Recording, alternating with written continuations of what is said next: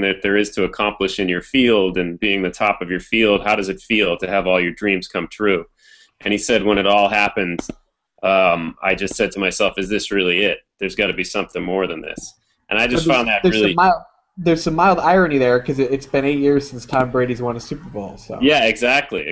So it was, but that was sort of the inspiration of it, and then from there, we just kind of went with that and started writing the screenplay, and we wanted to have that sort of ex football player that sort of the guy that didn't become Tom Brady, and sort of to have that dichotomy of like the guy who had all his dreams come true and the guy who didn't.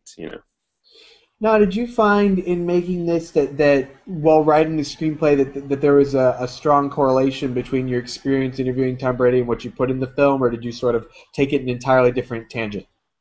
Well, I mean, that wasn't like the main storyline. I mean, the main storyline, it's about these three friends coming back together for a funeral, but it sort of was, it was like this guy's kind of crisis in his life because he was relating to that quote by Tom Brady and trying to explain it to his friends, and his friends weren't really getting it.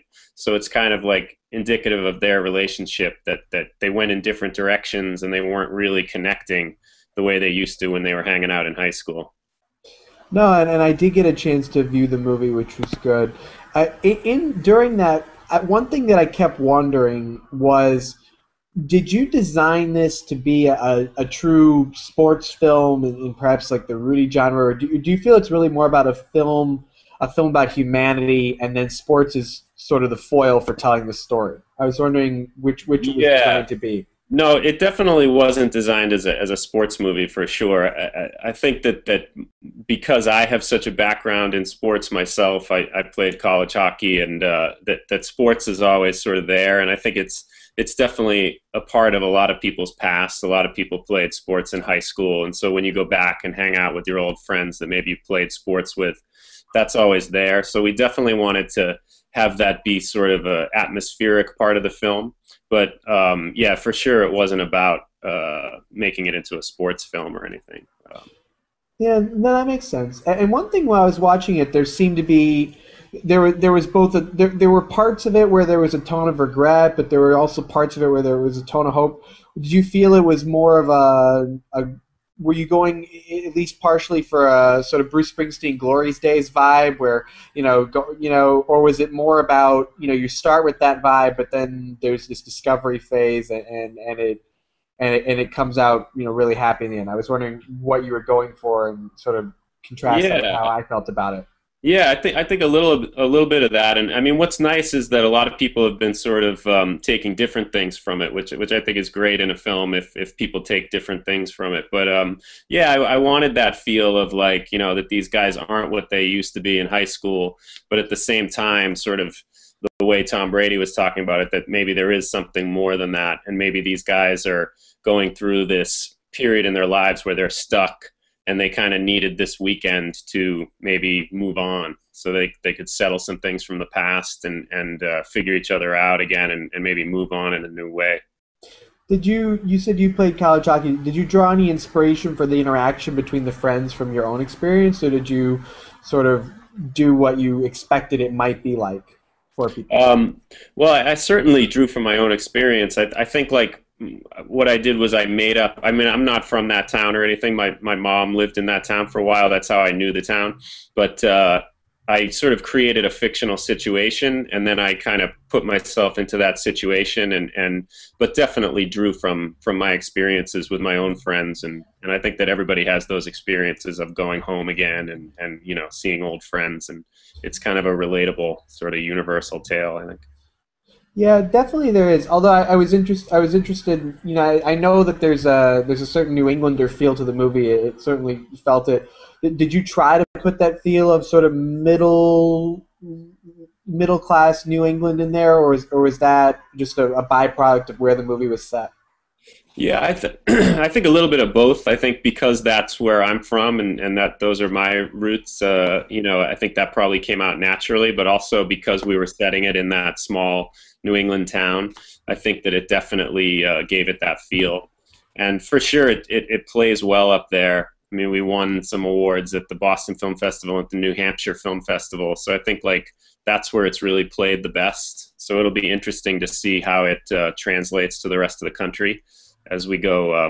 We went live on iTunes and everything today. So now it's like people are going to be watching it in, New Mexico. So it'll be interesting to see if it translates. What was the, if I might ask, what was the budget for the film, and how did you go about attracting some fairly well-known mainstream actors for a movie that's certainly it's a very good movie. I watched it, but it's more in the indie category. Yeah, for sure. The budget was right around 200,000, and which is really low for a Most movie, definitely. as people know.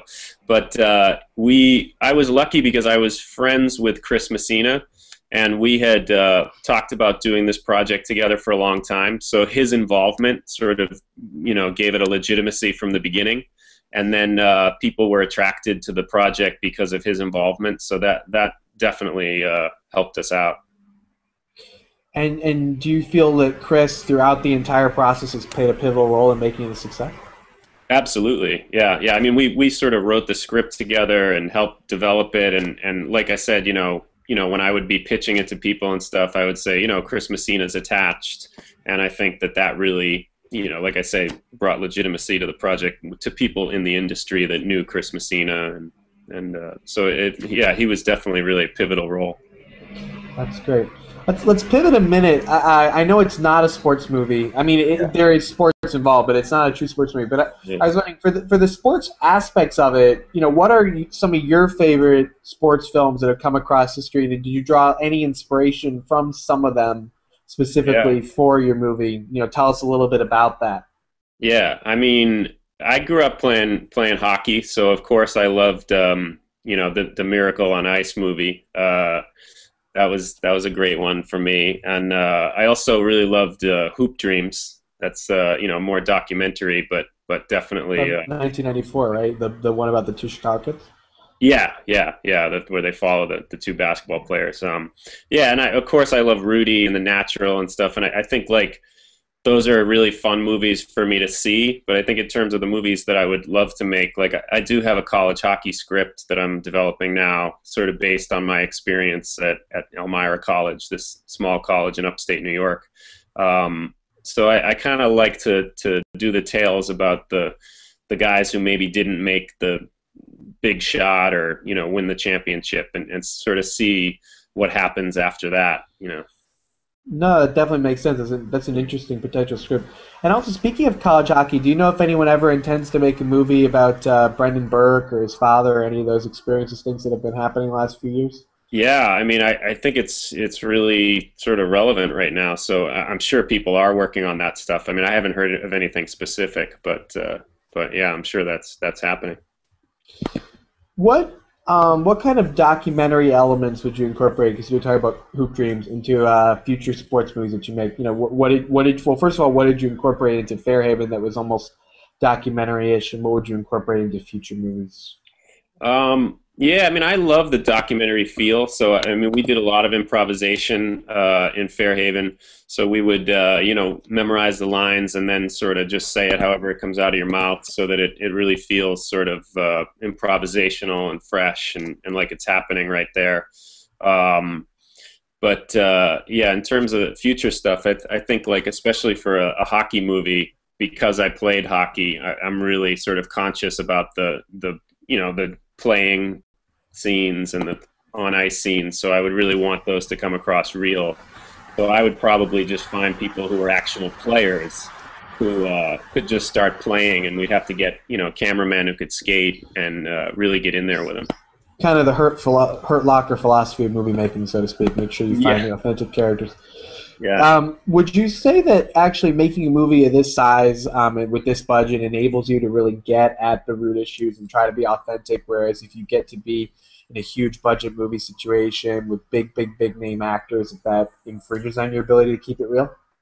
I think so, yeah. And I mean, it's like the more money you bring on, the more people you have, the more people are giving you feedback, and the more it gets watered down. And I think more special effects. Yeah, exactly.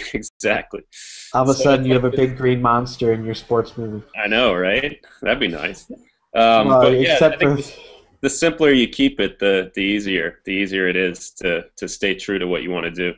well, and that was actually one thing I noticed about Fairhaven that seemed interesting to me. It was almost the script was broadly written, if that makes sense. It felt to me like there was a lot of latitude for both the individual characters to interpret how they were projecting their characters, but also for audience the audience watching the film to interpret the movie in different ways. Was that intentional, and what was the reason for writing the script that way? It just didn't seem to be pushing people into a narrow frame of reference for how to evaluate the movie. I was wondering if I was correct on that. Yeah, yeah. I mean, we wanted to, like I said, we did a lot of improvising, and we wanted to give the actors as much freedom as we could, and sort of not hit the audience over the head with like this is what you should be thinking at this moment, and this is what you should be looking at. We kind of wanted to just sort of let the story sort of unfold in a really organic and kind of natural way. Well, that's good, yeah, because you definitely see a lot of movies these days that are a little bit didactic. So it was nice to see a Yeah, movie that wasn't so didactic. yeah, Even yeah, some of the award winners this year were a little bit like that. We're yeah, browbeating you over the head. yeah. I mean, You know that's which one I'm pretty. talking about. That's right. We'll let it remain nameless. Yeah, no, Exactly. totally. I think that that's pretty common in movies, especially Hollywood movies. You know. And do you feel, as you continue to grow as a director and do bigger and bigger movies, that you would want to keep it, sort of that open feel?